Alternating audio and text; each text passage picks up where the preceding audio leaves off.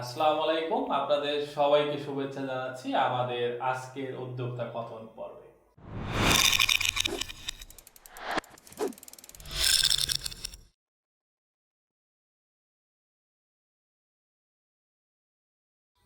আমরা আজকে একজন নতুন উদ্যোক্তার সাথে কথা বলব।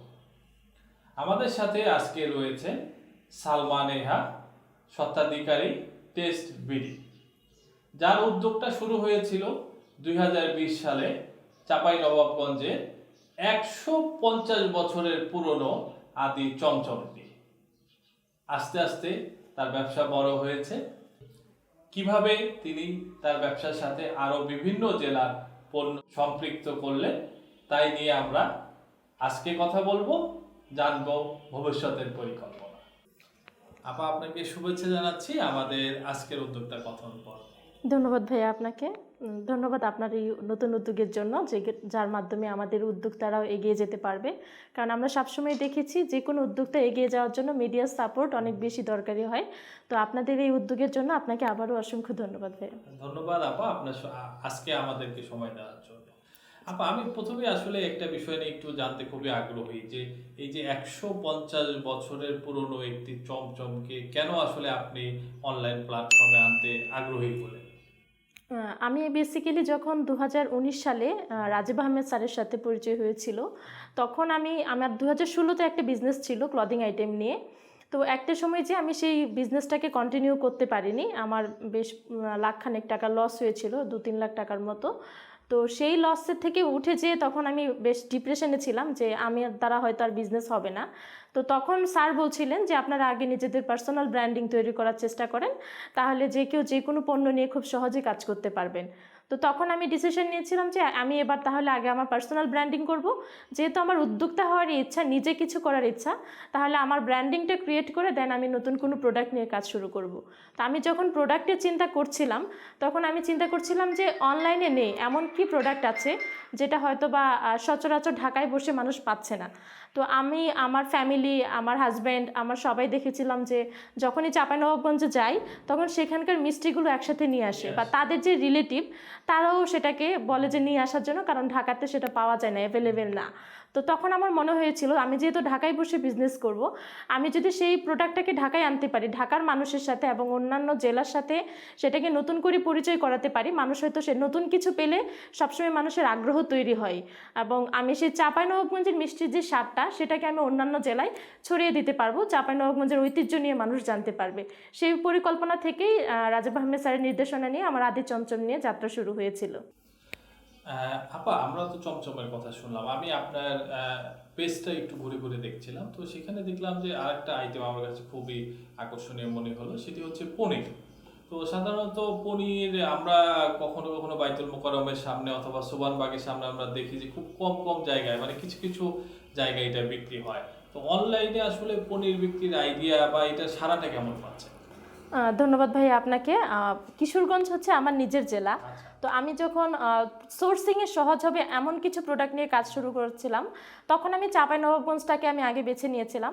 যেহেতু আমার হাজব্যান্ড আমাকে সবসময় সাপোর্ট করেন, তার সাপোর্ট পাবো এবং সেই জেলার প্রোডাক্ট নিয়ে তার ভালো জানাশোনা আছে, সেই জন্য সেটা নিয়ে শুরু। তো তখন আমার মনে হচ্ছিল যে আমার নিজের জেলা আমার জন্য হয়তো পিছিয়ে আছে, বা আমি হয়তো নিজে কিছু করছি না। তো একসময় আমি দেখলাম যে স্যারের সাথে আমরা বিভিন্ন জেলার প্রোডাক্ট নিয়ে পড়াশোনা করি। তো তারপরে আমি দেখলাম যে কিশোরগঞ্জের ব্র্যান্ডিং পণ্য হচ্ছে আমাদের পনির, অষ্টগ্রামের পনির, যেটা সেই অনেক বছর পুরনো সময় থেকে এটা তৈরি হয়। সেখানকার যে চাইলা ঘাস বা সেখানকার দুধ, অষ্টগ্রামের সেই একদম সেই পনিরটা আমরা যদি ঢাকায় এসেও তৈরি করা হয়, মানে অষ্টগ্রামের পনিরের আলাদা একটা বৈশিষ্ট্য আছে, যার জন্য বাংলাদেশ সহ দেশের বাইরেরও বিভিন্ন জেলার, যেমন ব্রিটেনের রানী, ইংল্যান্ডের রানীরা যারা ছিল, তারা একসময় অষ্টগ্রামের পনির বাংলাদেশ থেকে নিয়ে যেত। তারপর ব্রিটিশরা যখন এখানে ব্যবসার কাজে দেশে আসতো আমাদের দেশে, তখন হচ্ছে তারা অষ্টগ্রামের পনিরটাকে সাথে নিয়ে যেত, এটা স্বাদের জন্য। অষ্টগ্রামের পনিরের সাথে অন্যান্য জেলার বা কোনো পনিরের স্বাদের মধ্যে মিল নেই। তো সেই জন্য যেহেতু এটা ব্র্যান্ডিং পণ্য মনে হয়েছে, আমি চিন্তা করেছিলাম যেহেতু চাঁপাইনবাবগঞ্জ নিয়ে কাজ করছি, আমি তাহলে আমার জেলাকে নিয়ে কেন কিছু করছি না। তখনই আমার মনে হলো যেহেতু এটা ব্র্যান্ডিং পণ্য হচ্ছে পনির, আমি সেই পনিরটা নিয়ে কাজ করি। কারণ অষ্টগ্রামের পনির নিয়ে আমরা কেউই জানি না, যেভাবে ঢাকাইয়া পনির বা অন্যান্য এলাকার পনির নিয়ে যেভাবে জানি, যেমন আপনি যেমনটা বলেন ঢাকাতে আমরা বিভিন্ন বাইতুল মোকাররম, আসাদ গেট, বিভিন্ন জায়গাতে আমরা দেখি নিউ মার্কেট, এগুলো সবই হচ্ছে ঢাকাইয়া পনির। কিন্তু অষ্টগ্রামের পনিরের যে স্বাদ সেটা কিন্তু সবাই জানে না বা আমরা জানাতে পারিনি। তো এই যে একটা পিছিয়ে পড়া, এখন কিন্তু আগে যে পরিবারগুলো ছিল, আমি যেটা বললাম যে 30-35 জন ফ্যামিলি ছিল, 30-35টা ফ্যামিলি ছিল যারা হচ্ছে এই পনির ব্যবসার সাথে জড়িত ছিল। কিন্তু এখন এমন হয়েছে যে পনিরটা সেভাবে তারা অন্যান্য জায়গায় রপ্তানি করতে পারছে না বা বিক্রিটা কমে গিয়েছে, চাহিদা কমে গিয়েছে। তার জন্য এখন সেই মানুষগুলো তাদের এই পেশা ছেড়ে অন্যান্য পেশায় যোগ দিচ্ছে। তো এই যে একটা প্রচারের অভাবে কিন্তু আমাদের সেই প্রোডাক্টটা কিন্তু বিলুপ্তির দিকে। তো আমি আদি চমচমের মতো আমি চেয়েছিলাম যে আমার জেলার যেই ব্র্যান্ডিং পণ্য পনির সেটাও উঠে আসুক অনলাইনের মাধ্যমে, সেই জন্যই টেস্টবিডিতে নতুন করে আমার পনিরের সংযুক্ত করা। তার মানে আমরা চাঁপাইনবাবগঞ্জের একটা আদি প্রোডাক্ট পেলাম, কিশোরগঞ্জের একটা আদি প্রোডাক্ট পেলাম। এই ধরনের কি আরো অন্য প্রোডাক্ট আছে টেস্টবিডিতে যেগুলো আসলে খুবই ভিন্ন, ঢাকার মানুষ আসলে চাইলে একটু চেখে দেখতে পারে এরকম? না ভাইয়া, আমার টোটালি টার্গেট ছিল যে আমি জেলা পণ্য নিয়ে কাজ করব, সেটা হচ্ছে চাঁপাইনবাবগঞ্জ জেলা, চাঁপাইনবাবগঞ্জ, রাজশাহী, আমি সেটা নিয়ে কাজ করার ইচ্ছা ছিল। তো তারপরে আমার একটা সময় মনে হয়েছিল আমার নিজের জেলা নিয়ে কেন করছি না, যেহেতু আমি সেটা খুব সহজে নিতে পারবো বা সেখানকার লোকজন আমার পরিচিত, আমি আমার জেলার একটা প্রোডাক্ট নিয়ে আমি যতটা কনফিডেন্টের সাথে কাউকে দিতে পারবো, কোনো গ্রাহককে আস্থা দিতে পারবো, আমি কিন্তু আরেকটা জেলায় যে সেই প্রোডাক্টটা এনে আমি সেই আস্থার সাথে আমি কোনো কাস্টমারকে সেটা আমি দিতে পারবো না। তো আমার সবসময় টার্গেট হচ্ছে আমার চাঁপাইনবাবগঞ্জ জেলা আর হচ্ছে কিশোরগঞ্জ জেলা, এই দুই জেলার বাইরে অন্য কোনো প্রোডাক্ট নিয়ে কাজ করার আপাতত আমার কোনো পরিকল্পনা নেই। একদম ফোকাস যে আমি এই দুটো জেলা নিয়ে কাজ জি। আমরা সাধারণত অনেক ফুড বিজনেসের সাথে যারা জড়িত তাদের একটা মানে চ্যালেঞ্জের কথা আমরা মাঝে মাঝে শুনি, সেটা হচ্ছে যে ফুড ডেলিভারি দেয়। যেমন ধরেন আমি যদি চমচমের কথা বলি অথবা পনিরের কথা বলি, এগুলো কিন্তু ডেলিভারি দেওয়াটা একটা চ্যালেঞ্জিং বিষয়। আবার ধরেন এইগুলোকে প্রিজার্ভ করে রাখাটাও কিন্তু একটা চ্যালেঞ্জিং বিষয়, এটা একটা নির্দিষ্ট সময়ের পরে নষ্ট হয়ে যায়। এই বিষয়গুলো আসলে কিভাবে হ্যান্ডেল করছে? ভাইয়া, আমরা যেটা জানি যে উদ্যোক্তা মানেই হচ্ছে তাদের প্রত্যেকটা ক্ষেত্রে চ্যালেঞ্জিংয়ের মোকাবেলা হবে, আর নারী উদ্যোক্তা মানে তো তাদের চ্যালেঞ্জ আরও বেশি। তো আমি সেই চ্যালেঞ্জগুলো মাথায় নিয়ে আমি কাজ শুরু করেছিলাম, আর আমার মনে হয়েছিল যে এই চ্যালেঞ্জটা যদি আমি ওভারকাম করতে পারি তাহলে আমি সফল হব বা ভালো কিছু করতে পারবো। তো আমি যখন মিষ্টি নিয়ে কাজ শুরু করেছিলাম তখন আমার মেইন ফোকাস ছিল যে স্মুথলি ডেলিভারি হওয়া। আমি চাঁপাইনবাবগঞ্জ থেকে সকালবেলা মিষ্টিটা আনি, এনে আমি সকালের মধ্যেই আমি ডেলিভারি এজেন্সির সাথে মানে 3-4টা এজেন্সি আমি হাতে রাখি, যেন একটা এজেন্সির সমস্যা হলে আরেকটা এজেন্সিকে দেওয়া যায়, বা আমি একদম নিজস্ব লোকদের যারা 60 টাকা ডেলিভারি নেবে তাদেরকে আমি 80 টাকা প্রোভাইড করি, বা তাদের সাথে আমার বন্ডিংটা আসলে সেভাবে আমি ক্রিয়েট করে নিয়েছি যেন আমার ডেলিভারিটা নিয়ে কোনো সমস্যা না হয়, কাস্টমারের কাছে যেন কম সময়ে পৌঁছাতে পারি। যেমন আমি যদি মিষ্টিটাকে প্রিজার্ভ করি বা ফ্রিজিং করি, আমাদের অরিজিনাল যে মিষ্টির যে স্বাদটা আমি সকালে এনে দিতে পারি সেটা কিন্তু ফ্রিজে রাখার পরে সেই স্বাদটা মানুষে পাবে না। তো সেই জন্য আমি চেষ্টা করি সকালবেলা পনির আসলে একদম ভোরবেলায় আসে আমাদের হাতে, আমি সেই দিনই 8টার মধ্যে প্যাকেজিং কমপ্লিট করে দিয়ে দেওয়ার, এবং যখন মিষ্টি আসে মিষ্টির ক্ষেত্রে একই চেষ্টা করি আমি যেন 8টা-9টার মধ্যে আমি ডেলিভারি পার্সনকে দিই, এবং আমি আমার ব্যক্তিগত ডেলিভারি মানও রাখি। আমি সব দিকে একটা সেট আপ দিয়ে রেখেছি যেন আমি এই চ্যালেঞ্জটাকে ওভারকাম করতে পারি। আর কাস্টমাররা আসলে যেমন আমি মেইনলি কোভিড সিচুয়েশনে আমার কাজটা এগিয়ে নিয়ে যাওয়া, এবং সব থেকে বেশি সাড়া পেয়েছে আমি কোভিড সিচুয়েশনে। সেই সিচুয়েশনে হয়েছিল যে ডেলিভারিটাই হচ্ছে আসল, কে কিভাবে ডেলিভারি করছে, প্রোডাক্টটা কেমন করে হাতে পাচ্ছে। আর ফুড যেহেতু সেটা নিয়ে সবাই একটু সেন্সিটিভ, একটা ক্লদিং আইটেম চাইলেই 2 দিন 3 দিন বাইরে রাখা যায়, কিন্তু ফুডটা সেটা চাইলে সম্ভব হয় না। তো আমি সেই সময়টাতে আসলে প্যাকেজিং এবং ডেলিভারি পার্সন সব কিছুতেই আমি একটু বেশি খেয়াল দেওয়ার চেষ্টা করেছি, নজর রেখেছি যেন আমার সব কিছু ঠিক থাকে, কাস্টমার যেন স্যাটিসফাইড থাকে, আর আমি জানি কাস্টমার সন্তুষ্ট হলেই আমার বিজনেস আগাতে পারবো। আমরা তো এতক্ষণ শুনলাম যে আপনি কোভিড সিচুয়েশনের মধ্যে দিয়ে এসেছেন এবং আপনাদের তখন ব্যবসাটা মোটামুটি ভালো ছিল। সামনে তো রোজার মাস আসছে, তো এই রোজার মাসে আসলে আপনাদের কি কোনো নতুন পরিকল্পনা আছে কিনা? ভাইয়া, আমাদের সব উৎসবকে কেন্দ্র করে আমাদের কিছু পরিকল্পনা থাকে, যে আমরা চাই যে উৎসব কেন্দ্রিক মানুষ যখন কেনাকাটা করবে তখন যেন তাদের মধ্যে একটা আলাদা রকমের একটা আনন্দ থাকে, একটা আগ্রহ তৈরি হয়। তো রমজানকে কেন্দ্র করে আমার নতুন কোনো প্রোডাক্ট আসছে না, কিন্তু পুরনো প্রোডাক্টগুলোকে আমি নতুন একটা প্যাকেজে আনার চেষ্টা করছি। আর হচ্ছে যেহেতু সেই সময় আমি একটা মিষ্টি যদি আমি দুপুরবেলাতে দেই, সেই সময়টাতে হয়তো বা কেউ চাইবে না, সবাই চাইবে যে আমি ইফতারের আগ মুহূর্তে পাবো। আর আমাদের মিষ্টিগুলোতে দেখা যাচ্ছে যে ঢাকাতে অনেক পরিবার বা ঢাকার বাইরেও অনেকে নিজেদের ফ্যামিলিতে বা আত্মীয় স্বজনকে ইফতার দেওয়ার একটা প্রচলন আছে আমাদের সমাজে। তো মিষ্টির আমাদের বিভিন্ন প্যাকেজ করেছি যেন সেই ইফতারের জন্য পাঠাতে যেন তাদের সুবিধা হয়। এবং আগে আমাদের একটা কম্বো প্যাকেজ আছে, সেই কম্বো প্যাকেজটাকে একটু মডিফাই করে আইটেম বাড়ানোর চেষ্টা করছি, কিছু আইটেম লেস করে, যেটা আসলে ক্রেতা বান্ধব হবে এমন কিছু পরিকল্পনা করার চেষ্টা করছি। আর ডেলিভারিটার দিকে এবারও আমি বেশি মনোযোগ দিচ্ছি, যেন একদম ঠিক সময়ে, যেহেতু রোজার মাস, কারো যেন কোনো ধরনের হ্যারাসমেন্ট না হয়, ক্রেতাকে যেন টেনশনে থাকতে না হয় যে আমি ইফতারিতে মিষ্টিটা পাবো কিনা। সারাদিন রোজা রাখার পরে প্রত্যেকেরই একটা চাহিদা থাকে যে ইফতারে কিছু মিষ্টি থাকবে। তো সেই বিষয়টা আমি নিশ্চিত করার দিকে ফোকাস করছি এখন। ফাইন, আমরাও আশা করি আপা টেস্টবিডির মিষ্টি টেস্ট করে দেখবো। কিন্তু ইনশাল্লাহ। আমি যে জিনিসটা একটু নতুন উদ্যোক্তাদের জন্য একটু জানাতে চাই, সেটা হচ্ছে যে আমরা সবাই কিন্তু সবার প্রোডাক্টকে ভালো বলি, বা আমরা চাই যে আমার প্রোডাক্টটা লোকজন ভালো বলুক। তো সেক্ষেত্রে আপা আপনাদের যে কাস্টমার আছে তাদের আসলে ফিডব্যাকটা কিরকম? আমি আমার কাস্টমারদের যেটা ফিডব্যাক, আমি যদি আপনাকে একটু মেমোরাইজ করাই, জি, sure. সেটা হচ্ছে গত বছর আমার একজন কাস্টমার ছিলেন, উনি বর্তমানে আমেরিকাতে আছেন। ওনার মায়ের কাছে আমি মিষ্টি পাঠিয়েছিলাম। তো ওনার মা মিষ্টি খেয়ে সাথে সাথে আমাকে ফোন দিয়েছিলেন যে মা, তুমি আমাকে কি মিষ্টি খাইয়েছো, এই মিষ্টি আমার এত বছরে আমি কখনো খাইনি। আর এই মিষ্টির যে স্বাদ, আমি ছোটোবেলায় যেসব মিষ্টি খেতাম আমাদের বাবা দাদাদের কাছে, সেই মিষ্টির মতো স্বাদ মনে হয়েছে। আদি চমচম খেয়ে উনি বলেছিলেন, এবং আমাকে ডেকেছিলেন একদিন যে তুমি আমার বাসায় একদিন আসবে, আমি তোমার মাথা ছুঁয়ে একটু আদর করে দিব। কিন্তু আমার দুর্ভাগ্য, আমি আন্টিকে পাইনি, উনি করোনায় এফেক্টেড হয়ে মারা গিয়েছেন। তো এমন যে কিছু আছে, আরও কিছু ঘটনা আছে, যেমন আমার একটা মিষ্টি খেয়ে একজন আপুর ভাইয়া, ওনারা নিজেরাই বিয়ে করে নিয়েছিলেন, তো বাবা মার সাথে ডিটাচ ছিলেন। তো মিষ্টি খেয়ে ওনার মনে হয়েছিল যে এই মিষ্টিটা আমি আমার বাবা মাকে খাওয়াতে পারছি না। তখন উনি ওনার পরিচয় গোপন করে আমার কাছে বলেছিল যে মিষ্টিটা যেন বাবা মাকে পাঠিয়ে দেয়। তো বাবা মা মিষ্টি খাওয়ার পরে আমাকে ওনারা ফোন দিয়েছিল যে মিষ্টি পেয়েছে, খেয়েছে, খুবই সহজ সাধারণ মানুষ ওনারা।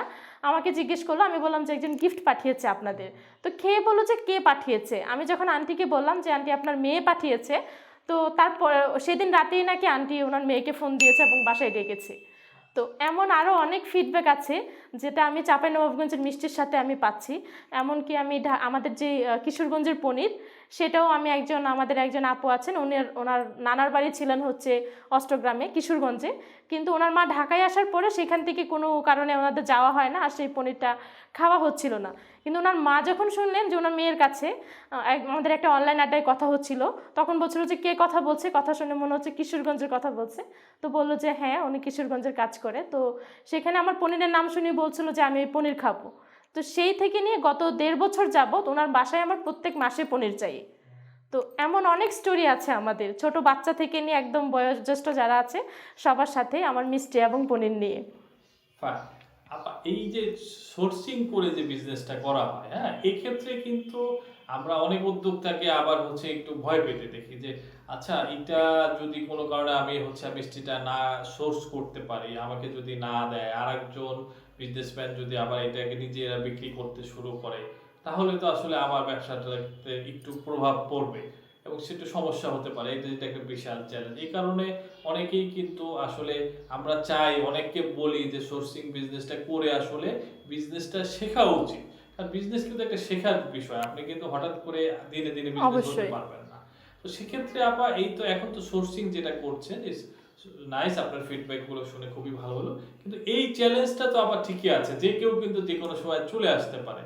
সেক্ষেত্রে আপনি আপা কিভাবে চ্যালেঞ্জটা মোকাবেলা করবেন? চ্যালেঞ্জ যত বেশি আসবে তত বেশি সফলতার দ্বার উন্মোচন হবে, আমি জানি। কারণ হচ্ছে আমি চিন্তা করি যে আমার জেলা পণ্য যদি এগিয়ে নিয়ে যেতে হয়, তাহলে আমার মতো আরও 100 জন না 1000 জন উদ্যোক্তা তৈরি হলেও আমাদের বাংলাদেশে যে মিষ্টির চাহিদা আছে, আমি যদি সেই মিষ্টির চাহিদার কথা চিন্তা করি, আমার সাথে যদি আরও 100 জনও তৈরি হয়, আমার প্ল্যাটফর্মে 1000 জনও তৈরি হয়, সেটা আমার জন্য নেগেটিভ না, বরং পজিটিভ।